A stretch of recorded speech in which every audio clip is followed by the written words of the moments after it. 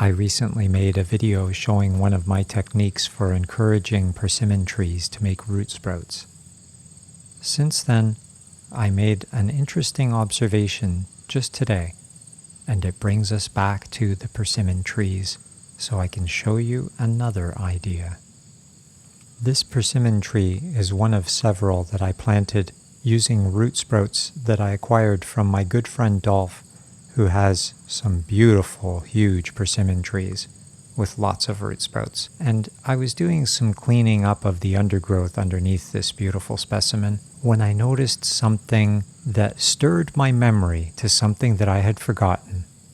When I planted these persimmon trees, I planted another one just a few steps away from this large one, and it wasn't doing so well after the first few years. And so I decided to do something radical, and I cut it right back down to the ground. Somehow I lost track of it after that because I was waiting for it to send up some new root sprouts. But I guess it's just because of the aggressive overgrowth in this little garden that it made me lose sight of it, and out of sight is out of mind.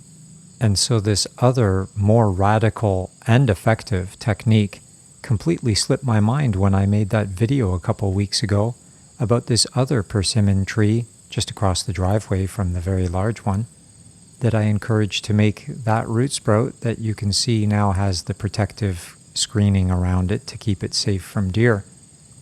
Well, I did the very same thing right here with this one. I cut it right back down to the ground years ago, and I even made a video about it. But again, the passage of time just made me forget all about it, even though here we have that very same thing happening. Anyways, let's get back to the new discovery of the root sprouts that came up under the other one. I had already cleaned up the very large overgrowth of thimbleberries, black caps, raspberries, and all other manners of berries, it seems, that had completely obscured these little persimmon trees. And so now it's time to thin out the profusion of root sprouts that had come up, because I only want to save the biggest one. And so here we can see I've already removed one of them, and as I look around, there are plenty more coming up, including this little tiny one under one of the two contenders for the largest size ones to keep. So as you can see, it's still productive at making other root sprouts. And so now that I've removed all of the small to medium-sized ones, we're left with these two largest ones. And I only want to keep one. And that one looks tempting because it has the best leader, but the other one is so much larger and vigorous that I'm going to keep it and get rid of the one with the nice leader, because it's only a matter of time before the very large one is going to make a new leader that hopefully won't get ravaged by insects.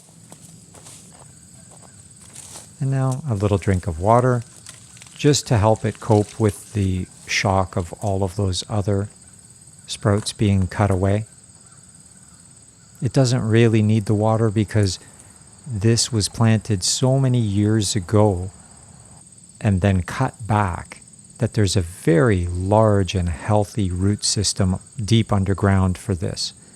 And so now that I've found it and uncovered it so that it can get direct sunlight, I'm going to be feeding it profusely so that it can hopefully grow a lot more. Here we are in the dying days of summer. The weather is still so beautifully warm. And yes, it's still not yet time to harvest the persimmons. They're not ripe yet. Soon. Soon. The oracle will only say soon. Changing species. Now here we are at the site of another tree that I've maliciously hacked all the way down to the ground. It's the American chestnut at the edge of the west garden that was struck by a falling maple tree.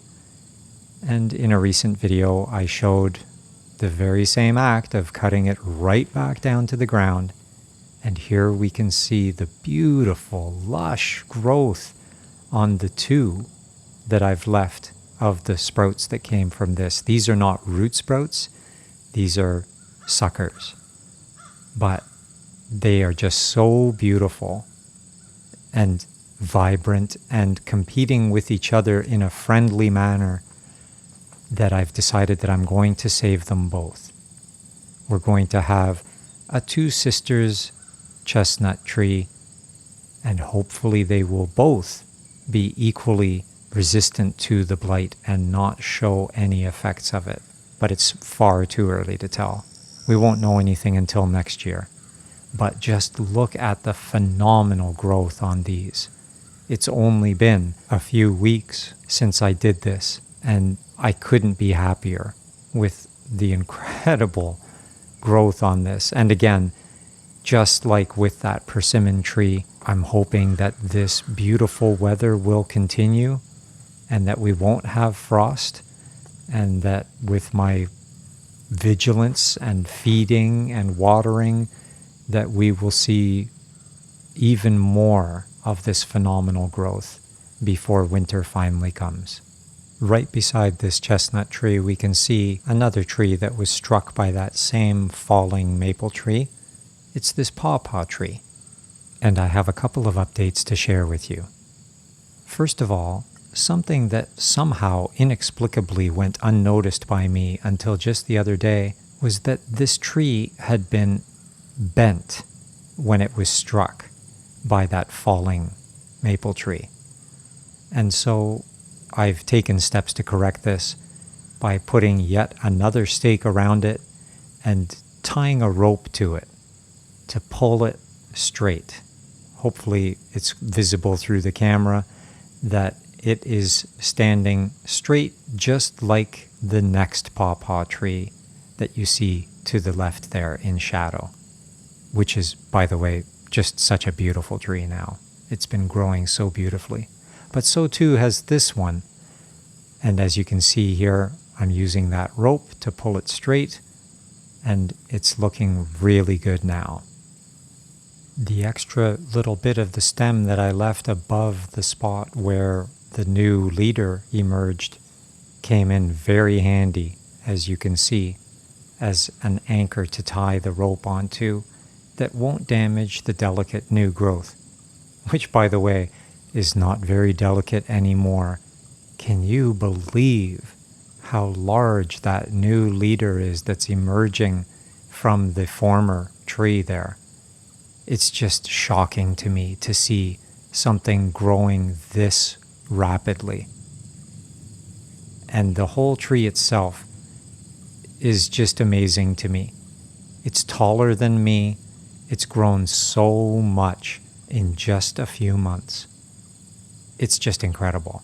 But it just shows you that just like that persimmon tree from the beginning of the video, when it's tying into an existing root system, it's almost unlimited in terms of the speed of its growth. It's just a question of how much it's fed and watered, and hopefully no frost.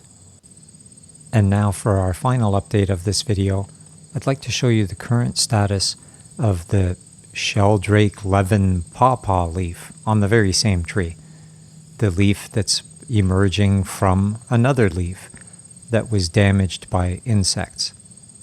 And as you can see, there's not really much of a difference, except for a little bit more ravaging on the original leaf. As you can see here, there is a little bit of development of the new leaf towards the original leaf. But unfortunately, it's probably not going to do too much more before winter comes. But just look at the growth of the other leaves on this very same tree. There are new leaves emerging all over the place, and the growth is just stunning. I've never seen anything like this. It's the middle of September. There's only 1 week left in summer, and yet there is so much growth. That gold color is a new leaf emerging. This is another branch on the same tree. Basically every branch is capped with a gold leaf of new growth. Normally by now we would have already had a killing frost and there would be no new growth. This is the top of another of the Paw Paw trees. And as you can see, there's a small leaf there that's quite beautiful, light colored. And in the shade, the gold leaf is almost a very dark brown. But that is another new leaf just emerging. It's fantastic. I'm in awe of the growing season this year. But unfortunately, the drought rages on, and it's wreaking havoc on mushrooms. Normally, I would be feasting on mushrooms at this time of year, but it's been terrible. It's just too dry. But there's always next year.